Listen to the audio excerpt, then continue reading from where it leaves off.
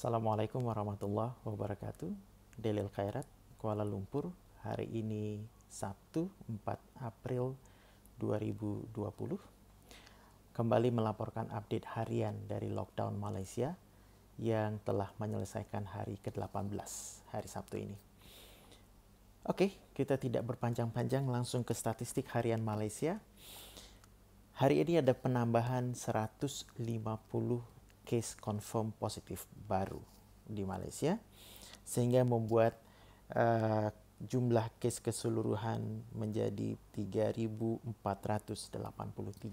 3483. Kemudian yang sembuh ada 88 kesembuhan baru hari ini yang discharge dari hospital, sehingga total sembuh 915. Sisanya, kemudian yang meninggal hari ini ada 4 tambahan meninggal baru, sehingga total meninggal 57. Sisanya masih dirawat di berbagai rumah sakit di seluruh Malaysia sebanyak 2.511.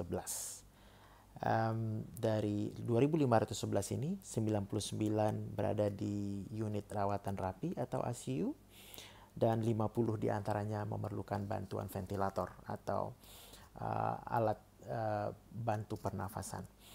Jadi hari ini dari sisi statistik bisa dikatakan tidak ada yang istimewa. Semua berjalan seperti pattern yang sudah diperkirakan, masih di dalam kerangka yang diperkirakan oleh pemerintah Malaysia sendiri. Misalnya pertambahan case confirm positif baru 150 itu sangat tipikal, sangat dekat dengan rata-rata. Jadi dalam rata-rata pertambahan harian confirm case baru dalam 21 hari terakhir, yaitu dihitung sejak 15 Maret yang lalu, adalah 154,5. Dan memang jumlah hariannya tentu berfluktuasi, mulai dari paling rendah 106 sampai maksimal 235. Dan selama kurun 21 hari itu hanya 4 hari saja kenaikan harian melebihi 200. Jadi kenaikan 150 ini sangat tipikal, dan sepertinya memang selama 21 hari ini bisa dikatakan penambahan harian confirm positif cukup steady, stabil 150-an atau 154 rata-rata per hari. Jadi mudah-mudahan ini betul-betul merupakan hasil dari upaya keras yang dilakukan oleh pemerintah Malaysia dan seluruh rakyat Malaysia. Dan demikian pula dengan kenaikan kesembuhan baru 88, karena di 9 hari terakhir selalu di atas 50. Jadi mudah-mudahan ini juga fakta yang mengembirakan. Sementara itu statistik yang lain adalah sejauh ini sampai hari ini jumlah orang yang dites di berbagai laboratorium di Malaysia adalah 49.570. Jadi hampir mencapai 50.000 orang yang positif, seperti angka yang tadi kita share, 3.483, negatif 37.440, dan masih cukup banyak yang masih menunggu hasil pending result. Jadi memang harus diakui bahwa karena Malaysia memutuskan tidak melakukan rapid test karena rendahnya reliability dari tes tersebut, sehingga mereka selalu menggunakan RT-PCR test, swab test ya, untuk semua kasus. Jadi tentu saja walaupun mereka sudah membuka sampai 43 atau 48 laboratorium di seluruh Malaysia melakukan tes, tapi masih cukup struggling, turnaround hasil masih cukup lama, sehingga yang menunggu hasil sejauh ini masih di atas 8.000. Bapak Ibu, Om Tante Bro dan Sis, belakangan ini saya semakin sering mendapat feedback dari kawan-kawan yang menonton update saya, bahwa mengatakan bahwa saya sesungguhnya menebar ketakutan, terutama kepada saudara-saudari kita di Indonesia.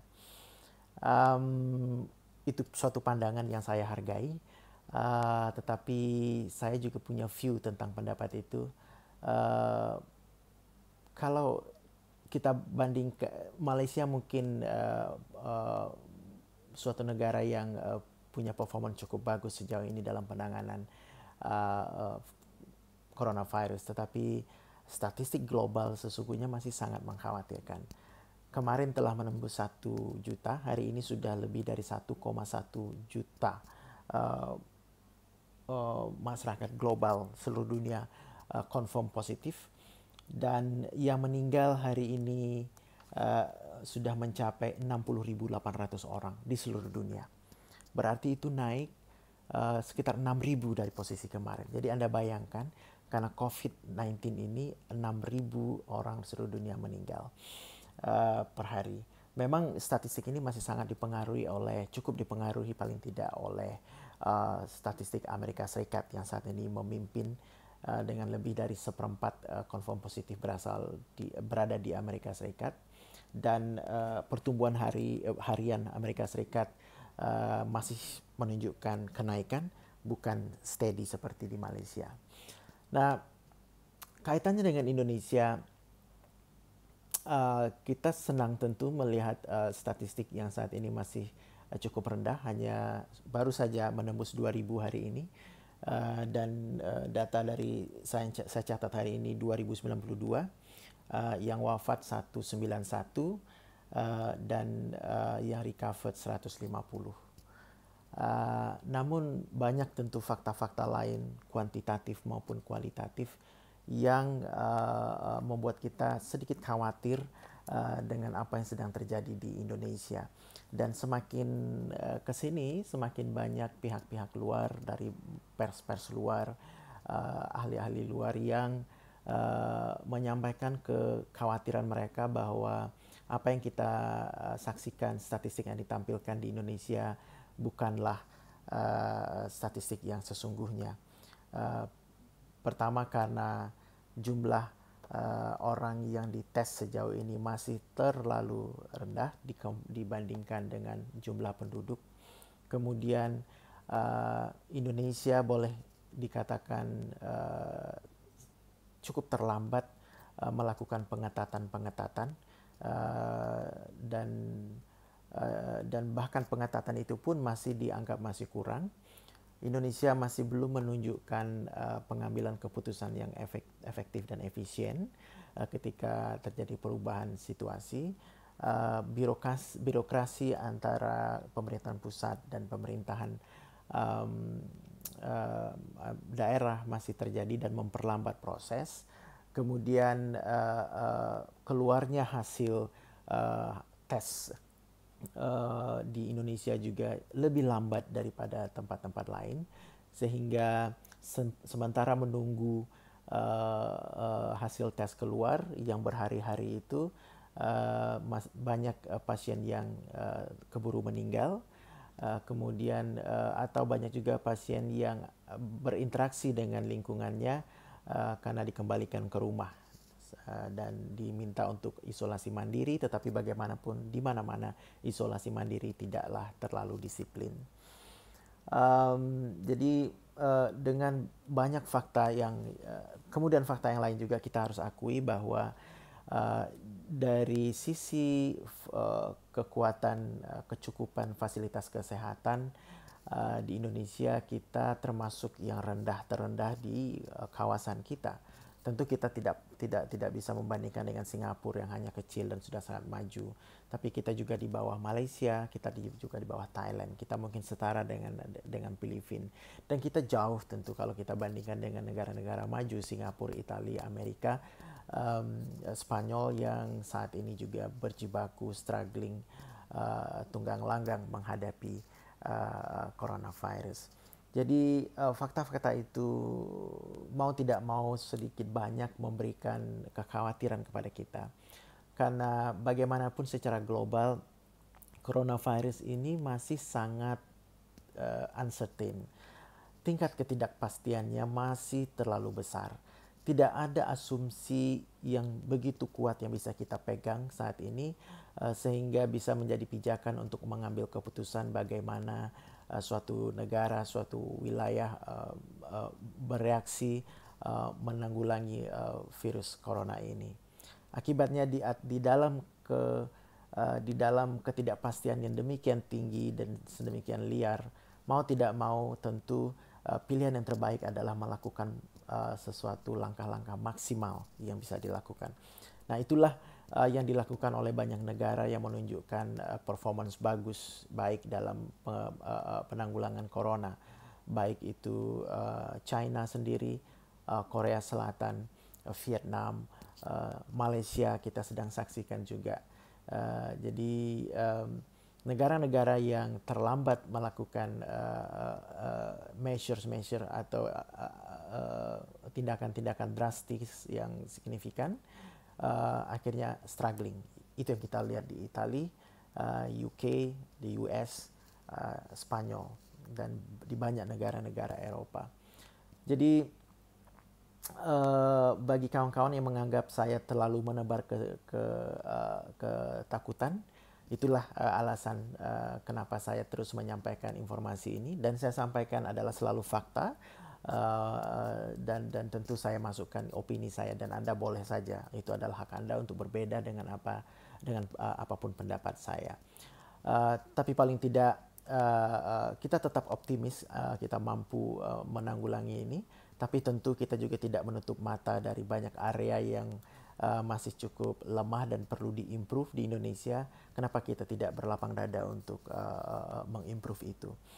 Seorang ahli epidemiologi penyakit menular yang juga menjadi penasehat banyak negara termasuk Amerika Serikat, Dr. Anthony Fauci di Amerika,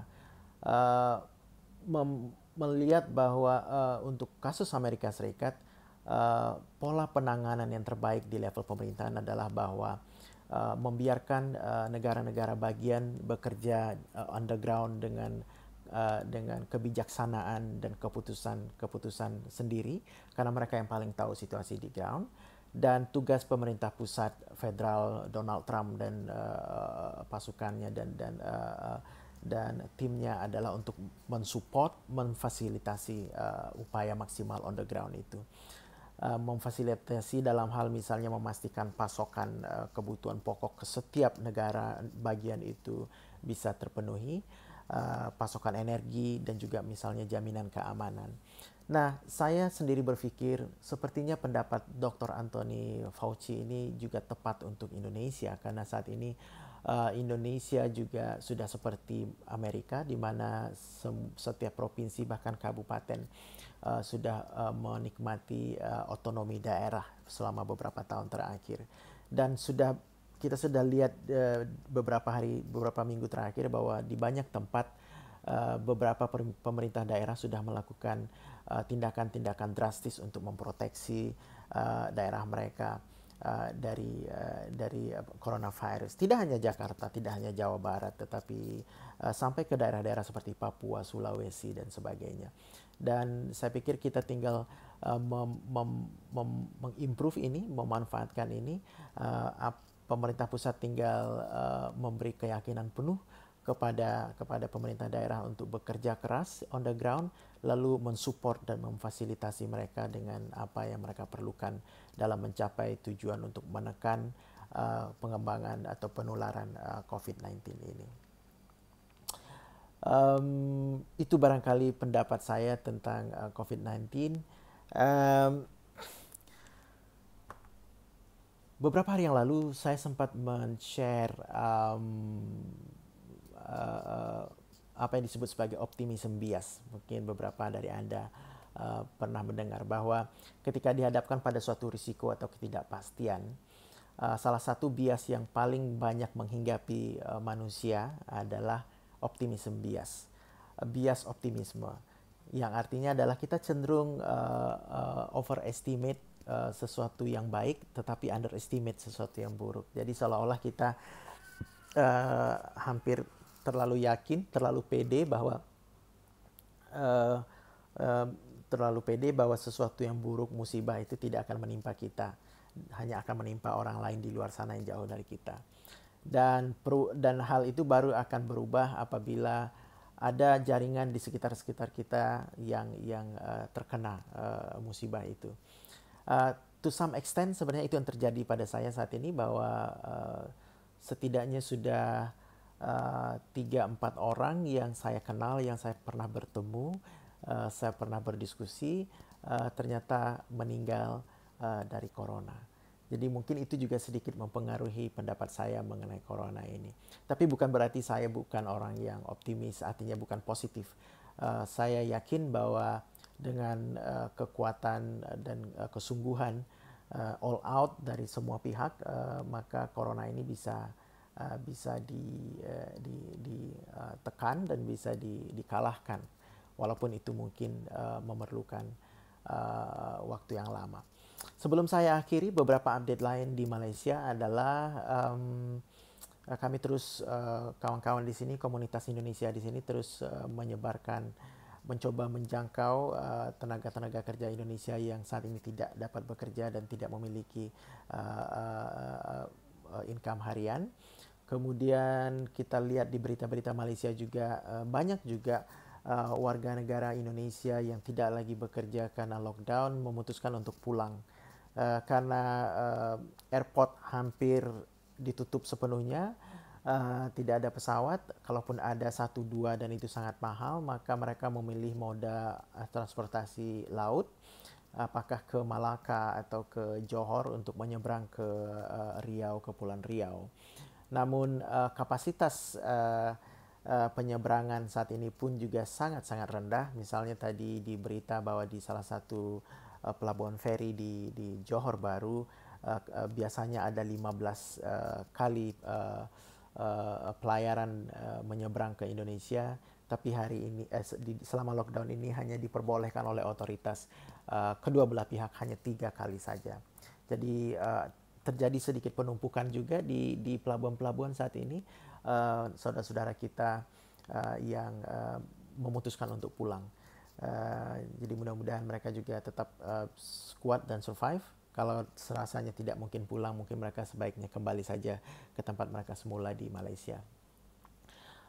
Update lain tadi dari Malaysia adalah selama 3 hari fase kedua ini telah hampir 800 orang warga Malaysia yang berada di luar masuk ke Malaysia melalui berbagai titik masuk, dan seperti telah diputuskan bahwa mereka langsung di karantina di pusat karantina yang disediakan oleh pemerintah. Jadi mereka tidak boleh pulang dulu selama 14 hari. Dari 800 itu, kalau saya tidak salah tadi ada 8 orang yang ternyata confirm positif corona dan sudah dirawat. Begitupun mereka yang belum bisa dikonfirm positif tetapi menunjukkan gejala-gejala pneumonia, flu, mereka juga langsung dimasukkan ke rumah sakit. Oke, mungkin itu saja. Satu lagi terakhir, saya juga posted video hari ini sore tadi, situasi jalanan di sekitar rumah saya lengang, tapi di pusat perbelanjaan saya rasa lebih teratur dan lebih social distancing betul-betul ketat dijalankan, sehingga saya menunggu masuk giliran supermarket antri selama 20 menitan. Lalu kita antri juga berjauh-jauhan, dan di lantai ada garis-garis yang kita tidak boleh lewati. Dan dari sisi kebutuhan pokok, surprise saya sampai di supermarket hari ini sore jam 5.30-an. Tidak ada kekurangan, hampir semua bahan pokok ada tersedia. Yang semula sering habis roti tawar dan juga telur, hari ini justru tersedia dan mencukupi. Oke, itu dulu Bapak, Ibu, Om, Tante, dan Bro and Sis. Sampai jumpa di update selanjutnya. Tetap semangat, stay home, stay healthy. Mari kita support upaya pemerintah untuk menekan serendah-rendahnya penularan coronavirus, dengan social distancing, disiplin melakukan social distancing, tidak keluar kemana-mana, dan sebanyak mungkin melakukan hal-hal produktif di rumah saja. Oke, begitu dulu. Terima kasih. Assalamualaikum warahmatullahi wabarakatuh.